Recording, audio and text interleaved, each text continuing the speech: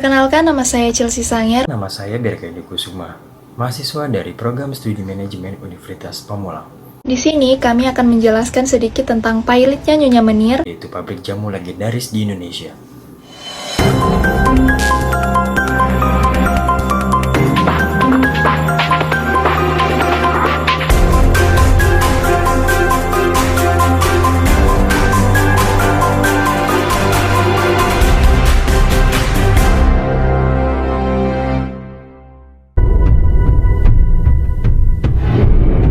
Pabrik jamu legendaris PT Nyonya Menir akhirnya dinyatakan pilot oleh Pengadilan Niaga Semarang. Usaha jamu yang dirintis sejak tahun 1919 itu dinyatakan tidak sanggup membayar utang sebesar 7 miliar rupiah.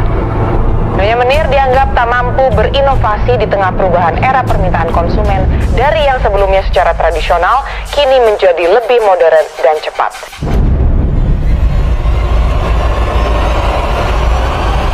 Nyonya Menir masih berjalan. Perusahaan Nyonya Menir masih eksis. Berdasarkan putusan Pengadilan Majelis Hakim Pengadilan Niaga pada Pengadilan Semarang tanggal 3 Agustus 2017 itu menyatakan PT Nyonya Menir dalam keadaan pilot.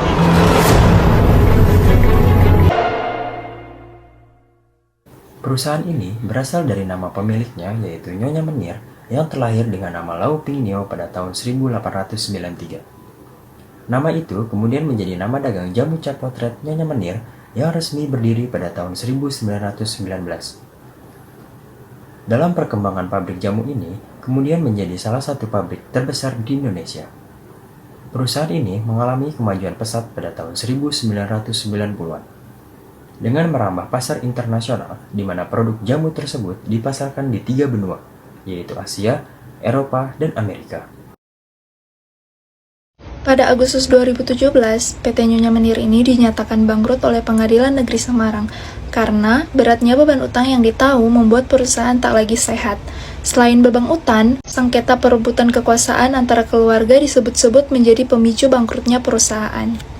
Pada saat pangsa pasar berkembang, perusahaan Nyonya Menir mengalami krisis operasional pada tahun 1984 sampai tahun 2000. Media pernah mencatat terjadi beberapa kali masalah dalam perusahaan, apalagi tentang pemogokan buruh yang terjadi pada tahun 2000 sampai 2001. Antara lain, yang pertama ada penuntutan pembayaran THR. Kemudian ada pemogokan kerja dan ada juga demonstrasi tentang masalah HAM. Selain itu, terdapat juga sengketa perebutan kekuasaan antar generasi ketiga hingga ke meja hijau. Operasi dalam perusahaan yang saat itu dipegang oleh kelima cucu Nyonya Menir akhirnya diambil alih oleh Charles Ong Sairang yang merupakan salah satu cucu Nyonya Menir yang membeli warisan cucu lainnya untuk mengakhiri perebutan kekuasaan. Sejak perbaikan manajemen dibawa ke pemimpinan Charles Sairang, tidak tercatat lagi masalah kepegawaian di perusahaan ini. Hingga akhirnya, perusahaan menghadapi perkara utang terhadap 35 kreditur sebesar 85 miliar rupiah secara keseluruhan.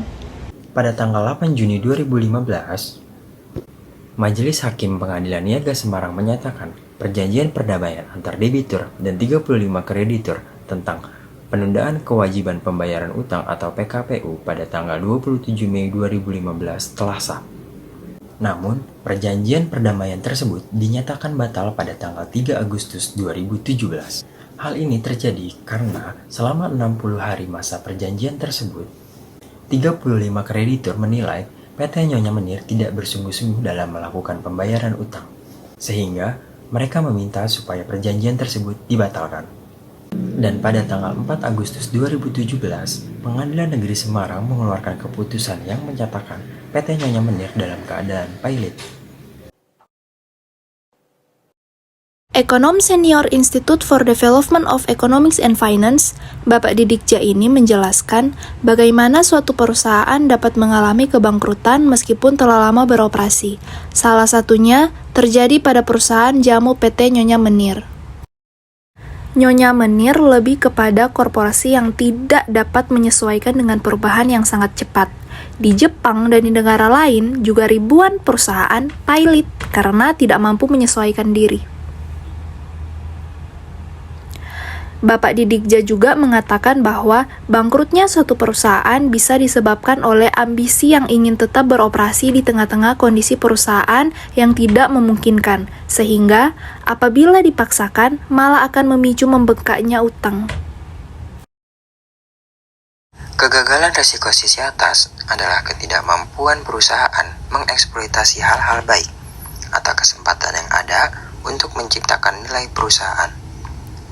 Dalam hal ini, mereka sebenarnya sudah sempat memperoleh pasar di 3 benua, tapi gagal memanfaatkan momentum, sehingga tidak ada cerita lebih lanjut apapun dari pengembangan tersebut.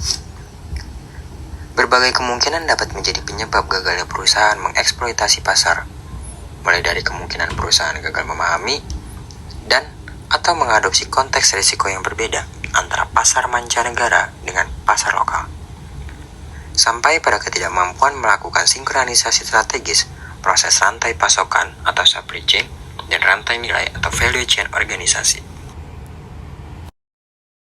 Kegagalan resiko sisi bawah adalah ketidakmampuan perusahaan menangani potensi hal-hal buruk yang dihadapinya, sehingga resiko tersebut menjadi masalah yang kemudian menggerus nilai perusahaan.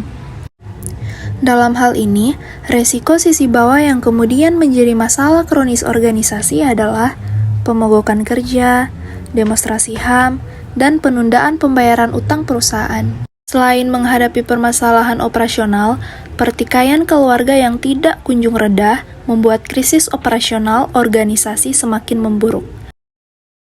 Sebagai akibatnya, permasalahan operasional cenderung terbengkalai atau ditangani pada saat yang sudah sangat terlambat. Ketiadaan tata kelola yang baik menjadi risiko inheran yang sangat besar dan fundamental, karena berpengaruh pada semua jenjang pengambilan keputusan dan aksi, mulai dari keputusan strategis sampai pada operasional. Keputusan strategis yang tidak di GCG atau Good Corporate Governance kerap mengedepankan bukan kepentingan terbaik organisasi, melainkan kepentingan individu pemegang saham yang bisa berbeda-beda antara pemegang saham satu dengan yang lain. Bahkan, bisa saja kepentingan ini bertentangan dengan kepentingan terbaik perusahaan. Ketidaksinkronan hal ini bisa menyelidiki resiko strategis yang akan berdampak jangka panjang bagi kelanjutan organisasi. Di tingkat operasional, keputusan yang tidak di GCG karena menghasilkan arahan yang tidak konsisten dan bahkan menimbulkan kebingungan dalam eksekusi. Dengan banyaknya unsur keluarga dalam perusahaan dan dengan adanya ketidaktegasan pembagian peran dan tanggung jawab anggota keluarga yang terlibat, terjadilah kekarutan dalam proses bisnis operasional.